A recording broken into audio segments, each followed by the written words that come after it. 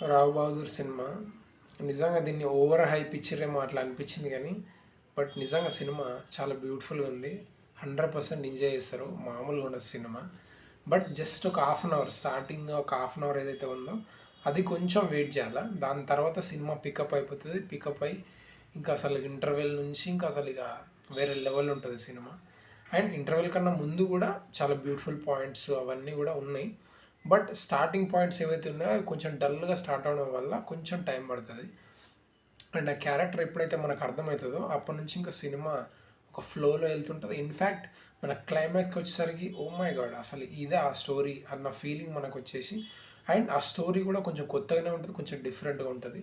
And overall cinema సింపుల్గా చెప్పాలంటే beautiful, amazing. వీలైతే థియేటర్లో చూడండి. 100% థియేటర్లో అయితే అసలు మామూలుగా ఉండదు, రచ్చే అసలు క్రేజీ ఉంటుంది. ఎందుకంటే బికాజ్ జస్ట్ పర్ఫార్మెన్సెస్ ఒకటే కాదు, పర్ఫార్మెన్స్తో పాటు అతని క్యారెక్టర్, అతని పర్ఫార్మెన్సెస్ కన్నా మనం అతని క్యారెక్టర్ని ఎక్కువ ఎంజాయ్ చేస్తాం ఈ సినిమాలో. అండ్ ఆ క్యారెక్టర్ ఏంటిది అనేది మీరు సినిమాలు చూసినప్పుడు మీకు ఈజీగా అర్థమవుతుంది. సో ఈ సినిమా మెయిన్ స్టోరీ ఏంటిదంటే, ఒక పర్సన్ అతను ఏమంటారు కొన్ని రోజులు అయితే చనిపోవాలి, బట్ చనిపోకుండా బతికే ఉంటాడు అనమాట. ఎందుకంటే అతనికి అనుమానం అనే ఒక దయ్యం అంటే అనుమానం అనే ఒక భూతంలాగా పట్టుకుంటుంది అనమాట అనుమానం. సో ఆ అనుమానంతో అతను ఒక ట్రూత్ను ఒక నిజాన్ని వెతుకుతూ ఉంటాడు అనమాట. అతనికి ఒక అనుమానం వస్తుంది, ఆ అనుమానమే అది నిజం తెలుసుకోవాలని చెప్పేసి అతనిది. సో ఆ నిజం తెలుసుకోవడం కోసం అతను పడే పాటలు అండ్ అతన్ని ఇబ్బంది పెట్టే ఆ ట్రూత్ ఏదైతే ఉందో ఆ ట్రూత్ వల్ల వచ్చే కష్టాలు ఇతను ఇబ్బంది పడుతూ ఉంటాడు అనమాట. సో ఫైనల్గా ఆ ట్రూత్ని కనుక్కున్నాడా లేదా, ఆ ట్రూత్ని కనుక్కునే దానికన్నా ముందు ఇతను పడ్డ కష్టాలు ఏంటి, కష్టాలంటే అతను పడ్డ ఇబ్బంది మెంటల్గా, యాక్చువల్గా ఫిజికల్గా మెంటల్గా రెండు విధాలుగా ఎట్లా సఫర్ అయ్యిండు ఏందనేది ఈ ఓవరాల్ సినిమా అనమాట.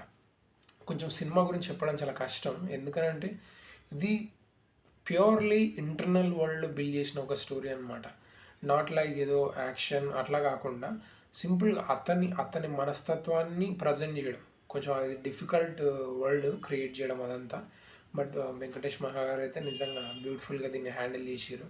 అండ్ కొన్ని ఎపిసోడ్స్ అయితే ఇన్ఫ్యాక్ట్ ఇంటర్వెల్ తర్వాత వచ్చే కొన్ని సీన్స్ ఏవైతే ఉన్నాయో అవి అసలు మైండ్ బ్లోయింగ్ అనిపిస్తాయి అసలు. అండ్ నేనైతే స్టార్టింగ్లో కూర్చున్నప్పుడు ఏం సినిమా రా బాబు అన్న ఫీలింగ్ కలిగింది నాకు స్టార్టింగ్ పాయింట్లో. బట్ వన్స్ అది పికప్ అయ్యి జస్ట్ ఒక హాఫ్ అన్ అవర్ తర్వాత సినిమా వేరే లెవెల్లో పికప్ అవుతుంది. అక్కడి నుంచి ఇంకా సినిమా ఇంకెవ్వరు ఆపనవసరం లేదు.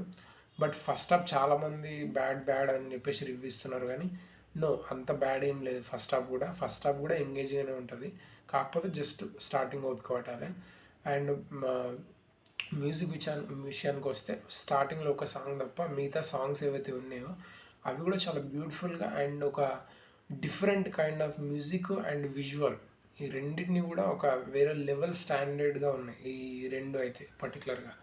అండ్ ఆబ్వియస్గా సత్య గారి పర్ఫార్మెన్సెస్ గురించి చాలామంది తెలిసిందే కాబట్టి ఈజ్ అ బ్రిలియంట్ యాక్టర్, దానిలో చెప్పనవసరం లేదు, ఈజ్ బ్రిలియంట్. అండ్ క్లైమాక్స్కి వచ్చేసరికి అసలు నిజంగా ఒక బ్యూటిఫుల్, అంటే నిజంగా సినిమా టోటల్గా అంటే సినిమా మనకు చూసేంత వరకు స్టార్టింగ్ నుంచి ఒక ఎండ్ వరకు మనకు ఏం జరుగుతుంది, ఎందుకు జరుగుతుంది అన్న ఒక మిస్టరీ అనేది ఉంటూనే ఉంటుంది సినిమా మొత్తం. బట్ ఎండ్కి వచ్చేసరికి అన్ని పాయింట్స్, ప్రతి ఒక్క పాయింట్ అంటే స్టార్టింగ్లో మనకు వచ్చే క్వశ్చన్స్ ఏవైతే ఉన్నాయో అవన్నీ కూడా ఫిలిం ఎండ్ అయ్యేంత వరకు మీకు మీరే ఆన్సర్ చేసుకునేలాగా ఆ సిచ్యువేషన్స్ని క్రియేట్ చేసిరు ఈ సినిమాలో. అండ్ దట్ టు ఒక పే ఆఫ్ అంటే ప్రతి సన్నివేశానికి ఒక కౌంటర్ పాయింట్ లాగా దాన్ని కరెక్ట్గా చేసి చెప్పారు ఈ సినిమాలో. That's a beauty of this film and I really enjoyed. నాకైతే చాలా బాగా నచ్చింది సినిమా, వర్త్ వాచింగ్. ఒకవేళ డిఫరెంట్ కైండ్ ఆఫ్ సినిమా చూసేవాళ్ళు, ఒక different experience, different kind of story explore చేద్దాం అనుకునే వాళ్ళు ఎవరైతే ఉంటారో డూ వాచ్ దిస్ ఫిలిం. మీకు డెఫినెట్గా నచ్చే అవకాశమే చాలా చాలా ఎక్కువ.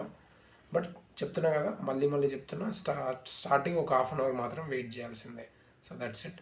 Thank you for watching. Please do subscribe. Once మీరు చూసిన తర్వాత మీ కామెంట్ ఏందో డెఫినెట్గా మెన్షన్ చేయండి. That's it. Thank you.